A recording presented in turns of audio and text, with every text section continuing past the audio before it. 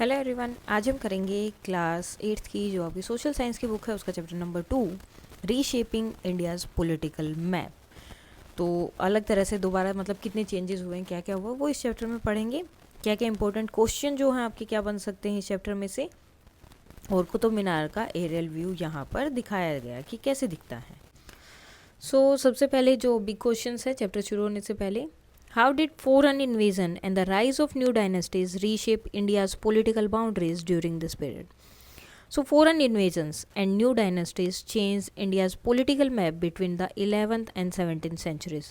Turkic and Afghan invasion led to the Delhi Sultanate, which united parts of North India. Babur's victory at Panipat in 1560 started the Mughal empires, which ruled most of India. In the south, the Vijayanagar and Bahmani kingdoms became strong, while the Ahams in the northeast and Rajput in Rajasthan kept their independence. Later, Taimur's invasion weakened Delhi, and under Akbar and Aurangzeb, the Mughals reached their largest size. This event kept India's boundaries changing for many centuries. How did Indian society respond to invasion, and how did India's economy adapt during times of political instability? So, Indian society showed courage and unity during invasion. The Vijayanagar kings, the Ahoms, and the Rajput bravely resisted foreign rulers, while the Sikh Khalsa stood for justice and freedom. Despite war, the economies remained strong. Farmers grew crops using good irrigation, and trade continued through ports like Calicut and Surat. Merchants used the handi system to send money safely. Temples and artisans supported local business. So, though rulers changed often, the people kept the economy running. What impact did this period have to lives of the people? So, people faced both hardships and progress. Heavy taxes and war made peasants poor, yet trade and crafts work brought wealth to cities. Culturally, this age saw great achievements. Temple of Vijayanagar and Mughal buildings like the Taj Mahal. Leaders such as Rani Durgavati, Maharana Pratap, and Guru Tegh Bahadur became symbol of courage. Even in hard times, village and communities stayed united. ना अब यहाँ पर जो दिल्ली सल्तनत है पहले ये था, देन उसके बाद में मेवाड़ किंगडम आया, देन विजयनगर एम्पायर, उसके बाद में बहामनी सल्तनत, देन तैमूर का अटैक दिल्ली पर और अराइवल ऑफ पुर्तगालीज। तो ये पूरा यहाँ पर चला है। Now the period in this chapter and the next is often called the latter part of the medieval period of Indian history. तो जो भी इस चैप्टर में पढ़ेंगे, ये आगे के चैप्टर जो पढ़ने वाले हैं वो है मेडिवल पीरियड जो है इंडियन हिस्ट्री का। The term medieval means between two ages, दो एजेस के टाइम का, was originally applied to European history. तो यूरोपियन हिस्ट्री में यूज़ होता था रफली from the fall of the Roman Empire to the Renaissance Europe cultural revival in the 14th to 16th centuries, nurtured by the rediscovery of Greek and Roman art and literature. तो जो European history है उसमें से लिया गया है, जब Roman empire और जो यूरोप का कल्चरल वगैरह था वो जब दोबारा उसमें आ रहा था और रोमन एम्पायर जो था गिरने वाला था, उस टाइम पीरियड के बीच को बोला गया था। It was once thought to mark a dark age before the development of modern science, but of course Europe's and India's histories are very different. लेकिन दोनों ही हिस्ट्रीज़ बिल्कुल अलग अलग हैं, कोई डार्क एज वगैरह मतलब जब भी वो बोलते हैं डेवलपमेंट से पहले का जो समय था, डेवलपमेंट होने वाली थी उससे पहले का जो समय, जो डार्क एज उन्हें बोला गया, लेकिन यूरोप की और इंडिया की हिस्ट्री बिल्कुल अलग है।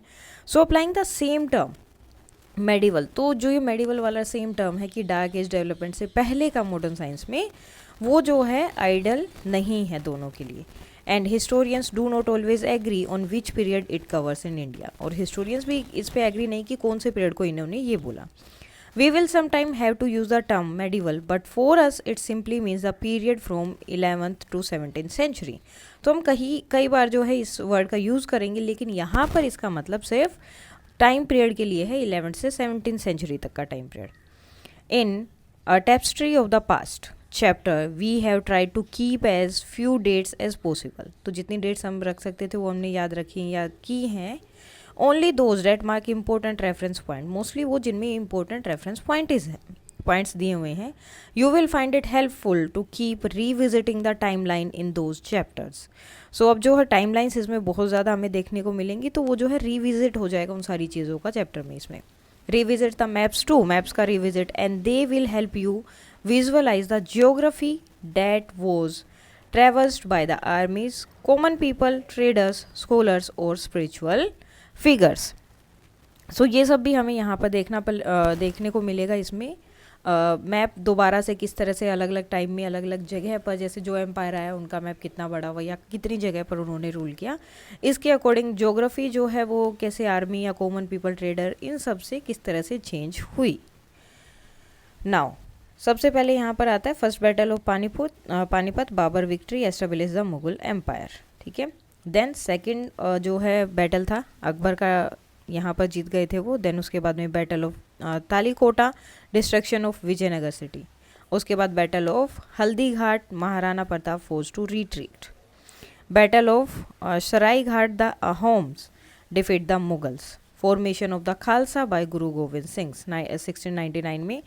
Then 1754 beginning of Marathas control of Delhi. उसके बाद में established of the Sikh empire in 1799।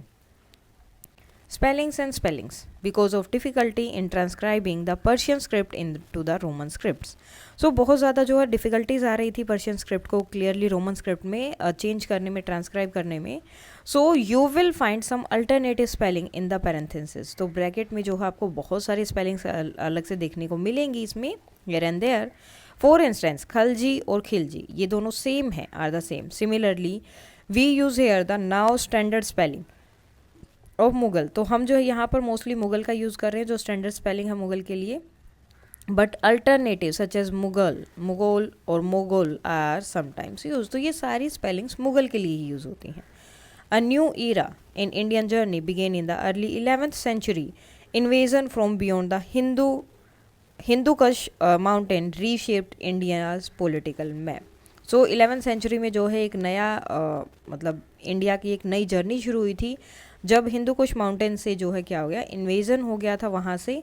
तो इंडिया का पॉलिटिकल मैप भी वो चेंज होने वाला था। No doubt India has seen such warfare in earlier period. और इंडिया में जो स्टार्टिंग टाइम में बहुत ज़्यादा जो है लड़ाइयाँ देखने को मिली हैं, but the spat of invasion by people from outside the Indian subcontinent during this period was unprecedented. अब बाहर के लोगों से इतना जो है बार बार यहाँ पर इन्वेजन होता रहा, लड़ाई होती रही, लेकिन इंडियन सब कॉन्टिनेंट जो है इस पीरियड में हमेशा अपना अलग ही उसका जो है आप बोल सकते हैं कि उसकी जो वैल्यूज़ थे या जो चीज़ें थी वो एज इट इज़ रहीं। Many of these invaders were Central Asian. So Turkic थे मोस्टली। टर्किक किसके लिए है? Refer to the people, language and cultural historical associated with a vast region stretching across Central Asia all the way Turkey and Siberia. तो Siberia and Turkey के जो लोग थे मोस्टली वहाँ पर इनका जो कल्चर है, लोग हैं, उन लोगों ने मोस्टली ज़्यादातर यहाँ पर इन्वेड किया था इंडिया में, टर्कीज और अफगान।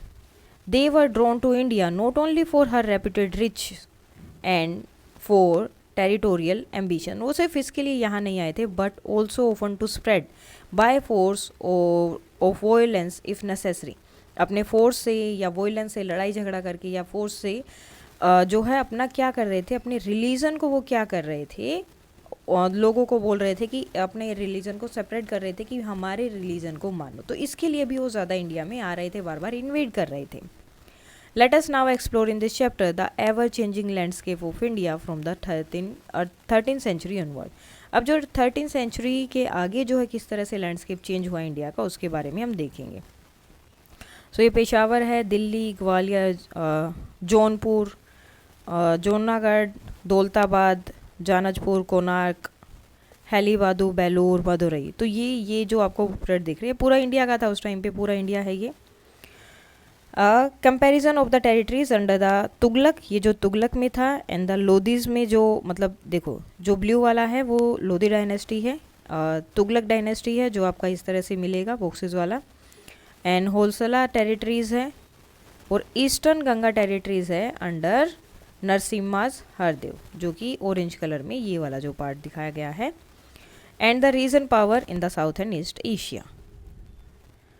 उसके बाद में द कुतुब मीनार, ये जो दिखाया गया है section of Quwwat ul Islam might of Islam Mosque in Delhi Qutub Minar complex. Its construction began in Qutbuddin Aibak time. तो कुतुबुद्दीन ऐबक के टाइम पे ये जो कंस्ट्रक्शन शुरू हुई थी early 13th century and was completed by later sultan. और बाद में जो सुल्तान आए उन्होंने इसको कंप्लीट करवाया. An inscription state that material from 27 destroyed Hindu and Jain temple were used in the construction, some of which can be seen there. और इसमें जो चीज़ें यूज़ हुई, जो मटेरियल यूज़ हुआ वो कहाँ से आया था? जो 27 टेम्पल, हिंदू टेम्पल और जैन टेम्पल थे वो उन्होंने जो तोड़े थे, डिस्ट्रॉय किए थे, उनकी ही चीज़ें यूज़ करके यहाँ पे उन्होंने ये कुतुब मीनार बनाया था. Rise and fall of the Delhi Saltanat. We began our journey here with the Delhi Saltanat. तो अब हम इसको पढ़ना शुरू करते हैं कि दिल्ली सल्तनत कैसे शुरू हुई, कैसे उसकी जर्नी चली.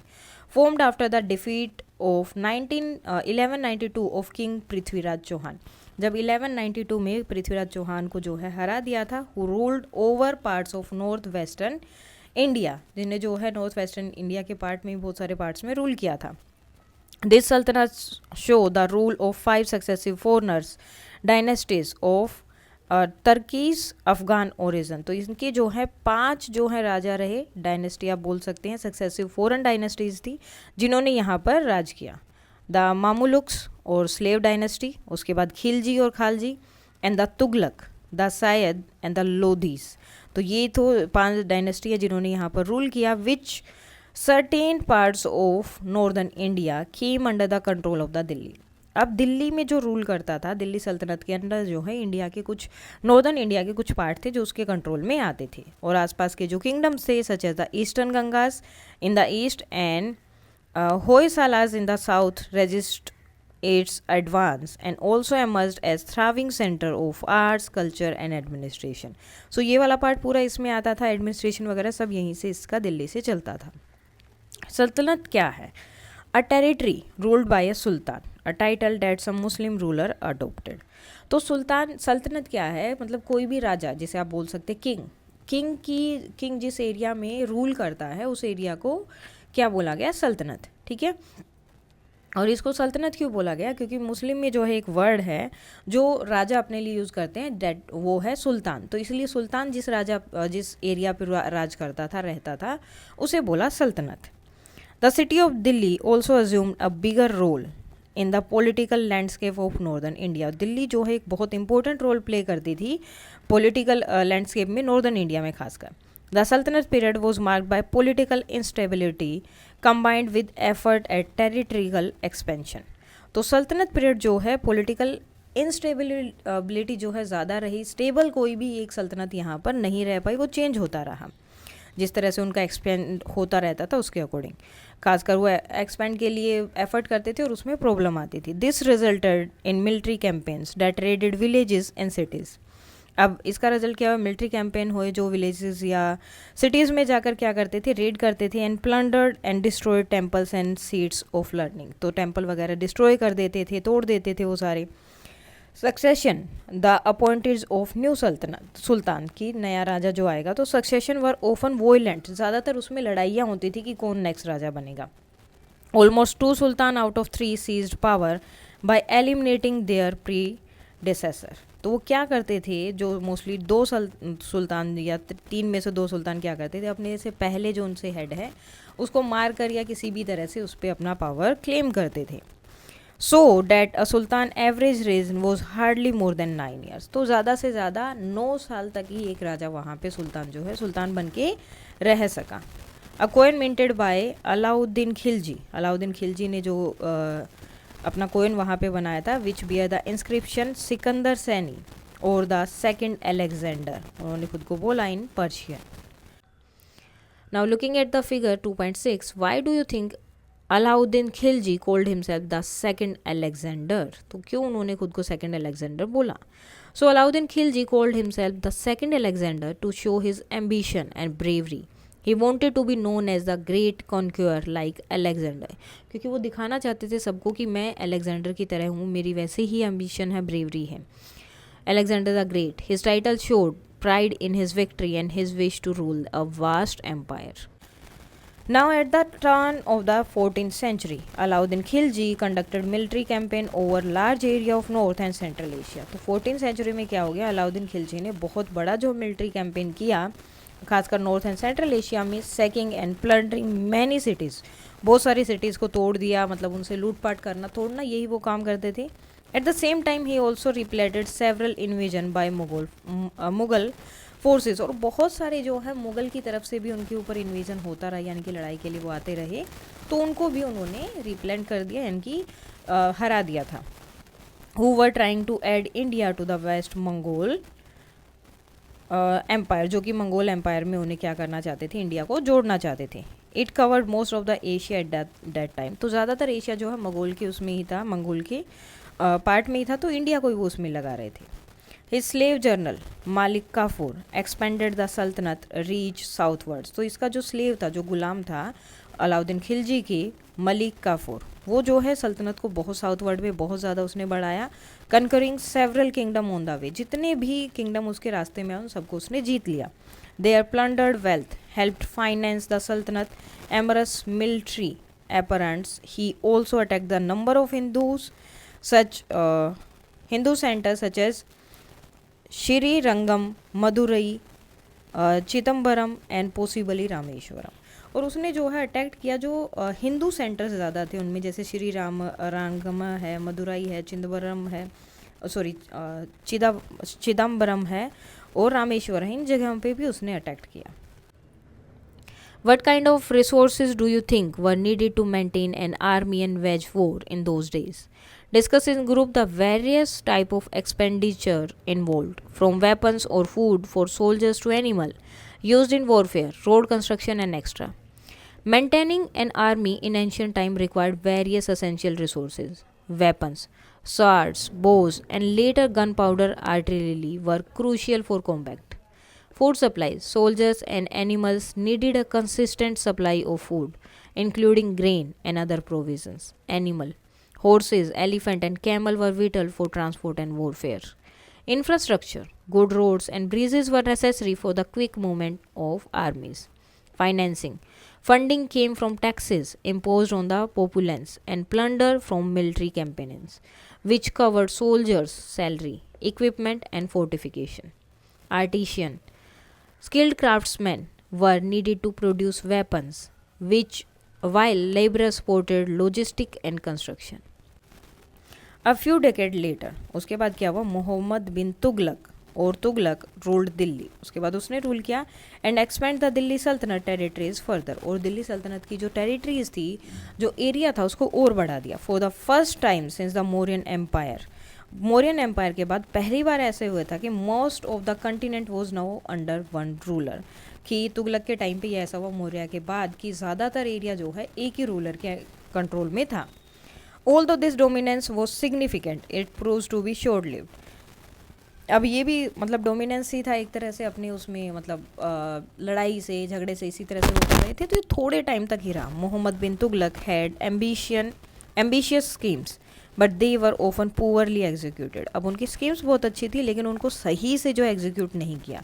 One such was moving his capital from Delhi to Daulatabad, they called Devagiri near present day Sambhaji Nagar. So उन्होंने जो है अपनी जो कैपिटल था उसको दिल्ली से चेंज करके दौलताबाद किया. उस टाइम पे इसे क्या बोलते थे, देन कॉल्ड देवगिरी. अब नियरली कहाँ है, संभाजी नगर में के पास में स्थित है. Perhaps he thought it more central location would offer better control of the empire, क्योंकि उन्हें लगा कि अगर ज़्यादा सेंटर में होगी, दौलताबाद सेंटर में था, तो सेंटर में रहूँगा तो ज़्यादा ईजी हो जाएगा रूल करना या जो है चीज़ों को देखना. The people were force to travel 1000 kilometre and a few years later as his plan misfired he shifted the capital back to Delhi. अब यहाँ क्या हुआ, लोगों को फोर्स किया जाता था 1000 किलोमीटर तक चलना, लेकिन कुछ ही साल बाद ये प्लान जो है उस पर मिसफायर हो गया, यानी कि अपोजिट उसके काम करने लगा और उसने अपनी कैपिटल को फिर से दिल्ली में शिफ्ट कर लिया. Both transfer results in a great loss of life according to some sources. अब दोनों ही रिजल्ट में, ट्रांसफ़र यहाँ से वहाँ जाने में, वापस यहाँ आने में बहुत ज़्यादा जो है लोगों की इसमें जाने गई थी, लॉस ऑफ लाइफ हुआ था सोर्सेज के according. Another instance was the introduction of token currency. उसके बाद दूसरा एक इन्होंने टोकन करेंसी जो है इंट्रोड्यूस की थी वहाँ पर, where cheap copper coin were declared to be token. जो चीप कॉपर कॉइन्स थे उनको जो है एज अ टोकन डिक्लेयर कर दिया गया था, and the have the value of silver और गोल्ड कॉइन्स, और उनकी वैल्यू क्या हो गई थी, सिल्वर और गोल्ड कॉइन जितनी हो गई थी। Although this was a progressive idea, ये जो है अच्छा आइडिया था। Most of our currency totally today is actually token, तो आजकल जो हमारी करेंसी वो टोकन ही है, ठीक है। ये तो नहीं है ना कि अगर आप 100 रुपये दे रहे हो तो उसकी वैल्यू 100 रुपये, वो तो एक नॉर्मल सा पेपर है, लेकिन वो एज अ टोकन की तरह काम करता है कि उसकी वैल्यू उतने सोने जैसी है, उतना हो जाएगा इस तरह से। At the time, this created confusion in the trade and encouraged people to counterfeit copper coins, all of which caused the economy to decline. अब ये उनका आइडिया सही था, लेकिन इसमें जो है कन्फ्यूज़न लोगों के अंदर ज़्यादा हो गया, जिससे जो है कॉपर कॉइन को जो है मतलब लोग एक दूसरे के साथ धोखाधड़ी करना, वो सब चीज़ें ज़्यादा हो गई, जिससे उनका क्या हो गया, इकोनॉमी डिक्लाइन में आ गई। The sultan and their court elite lived in luxurious places, वो बहुत अच्छी जगह पर रहते थे, enjoying elaborate clothing, jewelled ornaments and fine food, तो सब चीज़ें उनकी अच्छी होती थी, अच्छे कपड़े पहनना, ज्वेलरी वगैरह पहनना, अच्छा खाना खाना। This wealth was largely derived from plunder from their military. अब ये कहाँ से आता था, जो उनके मिलिट्री कैंपेन होते थे वहाँ से जो सोना लेकर आते थे, या जो टैक्स उन्होंने लगाया था कॉमन पीपल पर, and concrete reasons and engagement in slave trades, तो यहाँ से जो पैसा मिलता था वही सब यहाँ पर आता था। अब स्लेव्ड क्या है, and enslaved people provide free labour और were sent away to distant central Asia to be sold, तो यहाँ पर वो उन लोगों को जो मतलब इनकी बात नहीं मानते थे, इनके अकॉर्डिंग काम नहीं करते थे, उनको ये अपना गुलाम बना लेते थे और फ्री में जो है उनसे काम करवाते थे। देन उसके बाद अगर कोई दूसरा सेंट्रल एशिया से कोई आ रहा है या कुछ ऐसे भी है, तो उनको ये पैसों में बेच देते थे, तो ये सारी चीज़ें उन्हें वहीं से मिल रही थी। But plunder in return affected trade networks, तो ट्रेड नेटवर्क इफेक्ट हो गए, एंड एग्रीकल्चर प्रोडक्शन हुआ, मतलब सब चीज़ें जो है इसमें अफेक्ट तो होंगी।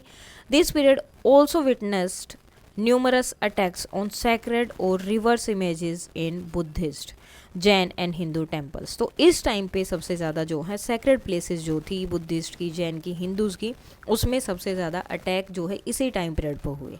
सच destruction was motivated not just by the plunder but also by iconoclasm. अब आइकनोक्लेज्म क्या है, द रिजेक्शन और destruction of icons and religious images considered idolatrous. तो डिस्ट्रक्शन हुआ, जो मोटिवेट हुआ, वो किसकी वजह से, सिर्फ इनकी वजह से नहीं था कि जो लूट वगैरह की जा रही है उसकी वजह से नहीं था, बल्कि जो है वहाँ पर जो अटैक वगैरह होते थे उसकी वजह से भी हो रहा था। सिर्फ लूट के चले गए तो अलग चीज़ है, लेकिन वहाँ पे मंदिरों को या फिर जो भी बुद्धिस्ट या जैन टेम्पल जो थे, हिंदू टेम्पल थे, उन सबको वहाँ पे तोड़ा जाता था फिर लूटा जाता था, सब चीज़ें वहाँ पर हो रही थी।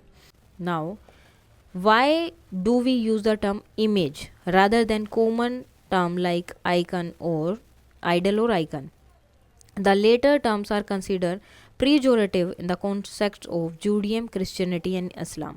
So idol और icon जो है mostly इनको सही नहीं माना जाता है इन सारे context में। तो whose orthodox sects condemn idolatry or the worship of idol and icon. Indian classical text use words like murti, virga, pratima and rupa etc. to designated images often statues जिनको यूज़ किया जाता है for worship in temple और Holmes. In English image जो है एक natural term है, तो इसी को यहाँ पर इन्होंने यूज़ किया गया, तो वही वो पूछ रहे हैं कि इमेज वर्ड का क्यों यूज़ किया गया, इनकी वजह।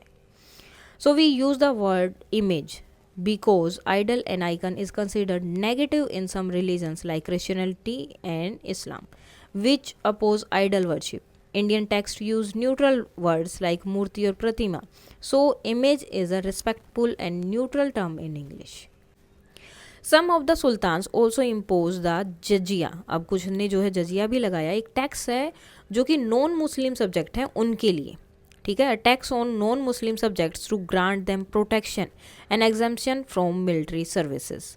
तो इससे क्या होगा, उन्हें प्रोटेक्शन मिलेगी अगर जजिया कर है, अगर वो भरते हैं, मतलब टैक्स ये पे कर रहे हैं, तो उन्हें प्रोटेक्शन मिलेगी और मिलिट्री सर्विस से एग्जेम्प्ट किया जाएगा। In practice depending on the ruler, अब ये डिपेंड करता था रूलर पे, This discriminatory tax would be a source of economic burden and public humiliation. अब ये टैक्स किस पे लगा? सिर्फ नॉन मुस्लिम पे. मुस्लिम पे ये टैक्स नहीं था, ये सिर्फ नॉन मुस्लिम पे था कि अगर आपको जो है अपना प्रोटेक्शन चाहिए या मिलिट्री सर्विसेज नहीं करनी है तो आपको ये टैक्स पे करना है.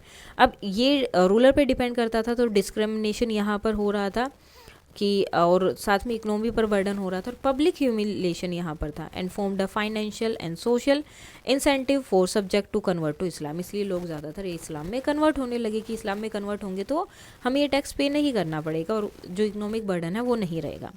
Eight the end of the 14th century, Timur, a brutal Turkic Mongol conqueror from central Asia, तो उसने सेंट्रल एशिया को पूरा जो है जीत लिया था.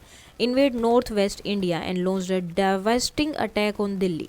उसने जो है नॉर्थ वेस्ट इंडिया में इन्वेड किया और उसके बाद जो है बहुत बड़ा जो है अटैक किया था दिल्ली पर. देन ए थ्राइविंग सिटी, उस टाइम की सबसे इंपॉर्टेंट सिटी थी वो. As he wrote in his memoirs his two fold सब ऑब्जेक्टिव, जो दो फोल्ड ऑब्जेक्टिव है वो to wage war with the infidels. Infidels means literally someone who does not share the faith, जिनकी जो है ऑफ अ गिवन रेज. मतलब infidel means जो लोग उसकी जो उसका मतलब जिस भगवान को वो मानते हैं, अगर वो सेम फेथ आप फॉलो नहीं कर रहे हैं तो उनके साथ उसे लड़ाई करनी है. फॉर मेडिवल क्रिश्चियनिटी इनफिडेल वर मुस्लिम और पंगाल्स. फॉर मेडिवल इस्लाम इनफिडेल क्रिश्चियंस और in the context of India Hindus, Buddhist और जैन. तो इनके लिए सब इनफिडेल थे. तो अब ये जो जिस धर्म को मानते थे, अगर उस धर्म को आप फॉलो नहीं कर रहे so you will be infidels for him. तो उसके लिए उसे वॉर करना है to gain something by plundering the wealth of the infidels. और इनके पास जो वेल्थ जो चीज़ें उन सबको लूट लेना, उनके पास कुछ नहीं छोड़ना. लार्ज नंबर्स वर किल्ड और एनस्लेव्ड. बहुत सारे लोगों को मारा गया, कुछ को जो है स्लेव बना लिया गया. And the city was left in रूइन, और सिटी को बिल्कुल तबाह कर दिया, रूइन कर दिया. Taimur soon withdrew from India with huge plunder, leaving chaos behind. अब तैमूर जो है जल्दी से जितना वो लूट सकता था सब कुछ उसने वहाँ से लूट लिया. बहुत बड़ी लूट उसने की थी. और जो पीछे जो भी चायोस रह गया, मीन्स जो गुंडागर्दी या जो भी चीज़ रह गई पीछे, उसे वो पीछे छोड़ गया. In the aftermath the Lodhi's emerged and established in the last dynasty of the Delhi सल्तनत. उसके बाद लोधीज आए, जिन्होंने जो है लास्ट डायनेस्टी भी आप बोल सकते हैं दिल्ली सल्तनत की. By then however its territory had shrunk considerably in the face of increasing resistance from other states and kingdom from within the India. लेकिन दिल्ली सल्तनत अब उतनी ज़्यादा नहीं रही है, छोटी सी हो गई थी, श्रंक हो गई थी, टेरिटरीज इसकी कम हो गई थी, क्योंकि बाकी जो स्टेट्स थे, बाकी जो किंगडम्स थे वो इसके लिए जो है युद्ध करने लगे थे. मतलब उन्होंने अपनी टेरिटरीज बना ली थी, इनके अंडर वो अब काम नहीं कर रहे थे. Resistance to the Delhi Saltanat. Throughout its rule the Delhi Saltanat faced resistance from many quarters. तो हमेशा रेजिस्टेंस चलते रहे हर बार यहाँ पर. While many kingdom fell into its net, और बहुत सारे किंगडम इसके अंदर फंस भी गए. It failed to subdue the eastern Ganga kingdom, जो कि हमने फिगर 2.3 में देखा, of Kalinga, which included present day Orissa and parts of Bengal and Andhra Pradesh.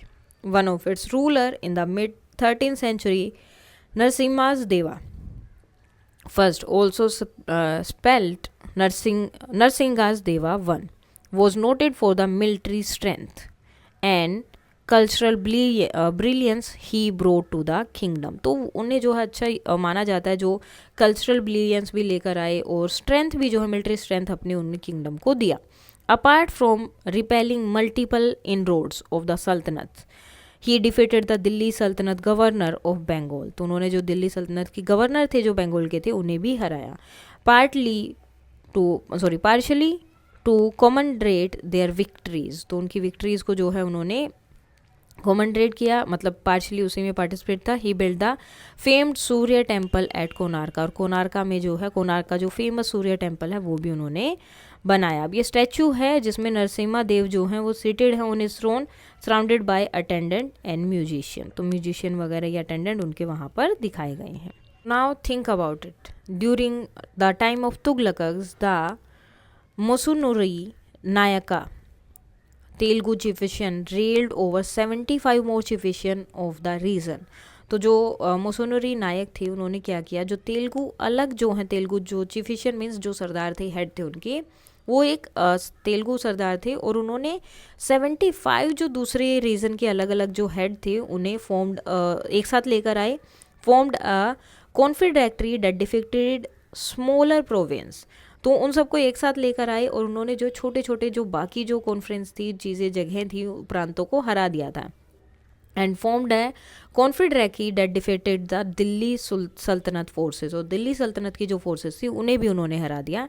And expelled Mohammad bin Tughlaq army from Warangal present day Telangana, और वहाँ पे जो उस टाइम पे तुगलक की आर्मी थी, मोहम्मद बिन तुगलक की, उन्हें जो है वारंगल से बाहर निकाल दिया था अराउंड 1330 से 1336 के बीच में। So do you think would have been an easy task to bring together 75 leaders in those days? तो क्या ये आपको क्या लगता है ये एक easy task था 75 दूसरे लीडर्स को एक साथ लेकर आना वहाँ पर उस टाइम पे? So no, it was very difficult, communication was slow and many chiefs had their own rivalries. So the success of Musunuri Nayak shows their strong leadership, planning and shared goal of freeing their land from Delhi Sultanate. We mentioned earlier Alauddin pushed to the south attracted by its re-owned wealth.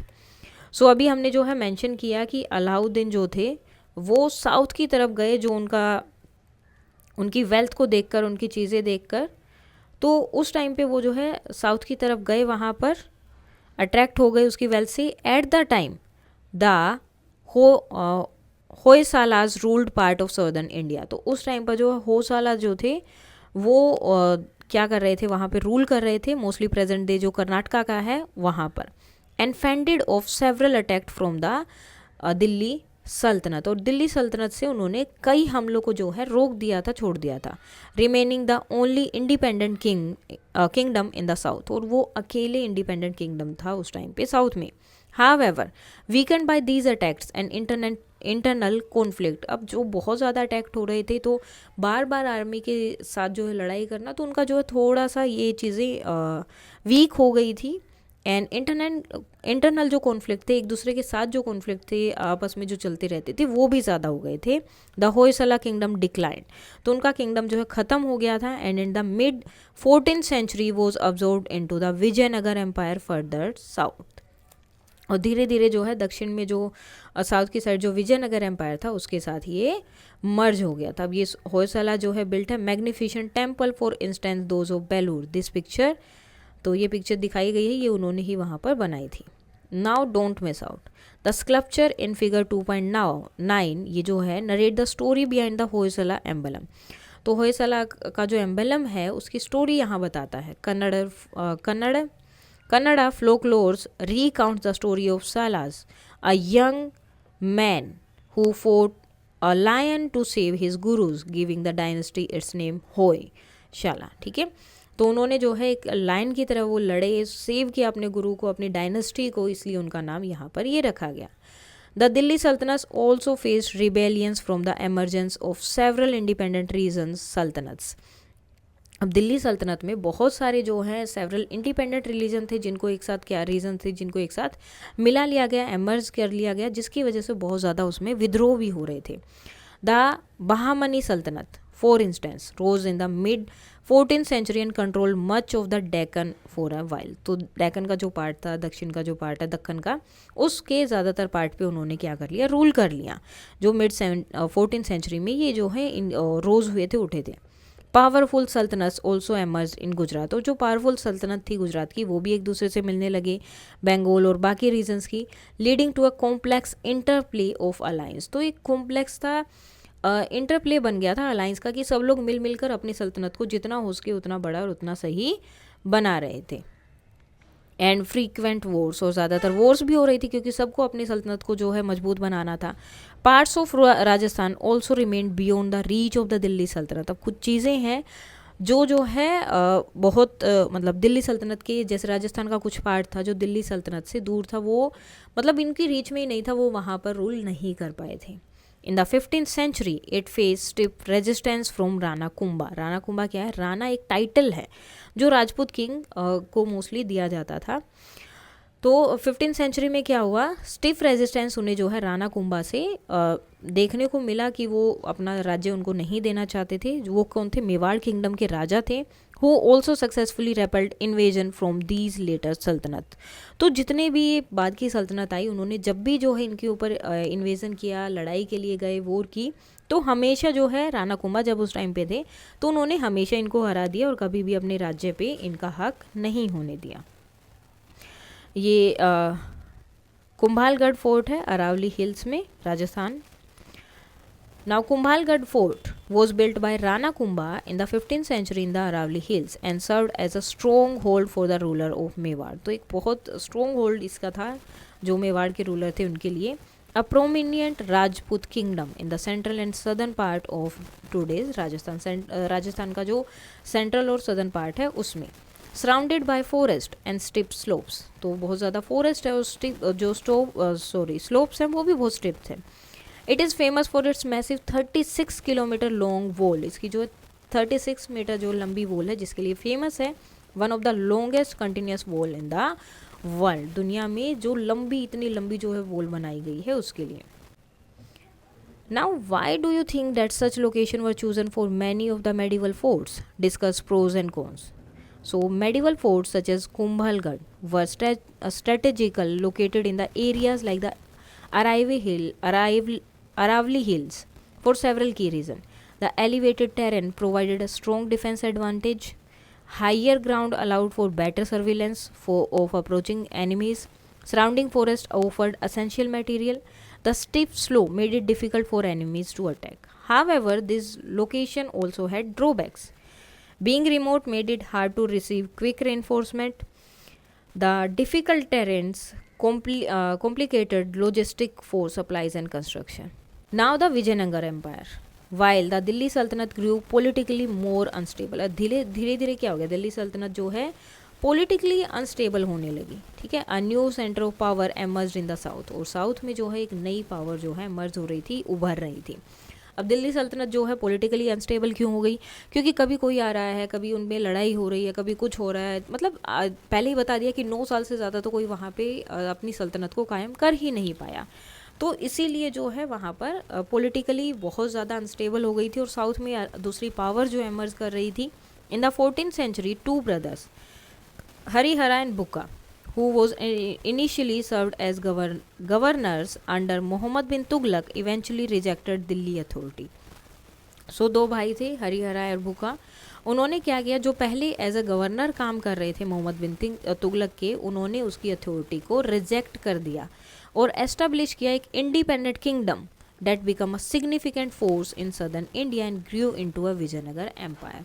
जो है बाद में जाके क्या बन गया? Vijayanagar empire उन्होंने बना। सदर्न इंडिया में जो है अपना सिग्निफिकेंट फोर्स दिखाया और उसको अपना एम्पायर बना लिया।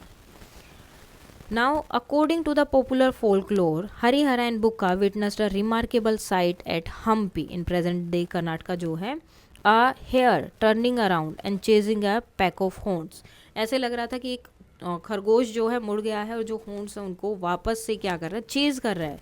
सिंबलाइजिंग, इससे क्या पता चला? अनएक्सपेक्टेड स्ट्रेंथ कितनी है, क्रेज कितना है। When they recounted this incident to their gurus Vidyaranas, he interpreted it as a symbol of resilience and bravery and advised them to establish their capital at that very spot. तो जब उन्होंने अपने गुरु को ये सारी चीज़ें इंसिडेंट वगैरह बताया तो उन्होंने बोला कि ये ब्रेवरी का साइन है, रिजाइलेंस का साइन है, तो तुम्हें जो है अपनी कैपिटल, अपना एम्पायर यहाँ पर बनाना चाहिए इसी स्पॉट पर। So to the north of the Vijayanagar empire the Bahmani Saltanat was a major rival. अब इसके लिए क्या था? जो बहामनी सल्तनत बनी थी वो उसके राइवल की तरह थे, उनके जो है विरोध में काम कर रहे थे, दूसरी टीम थी उनके लिए।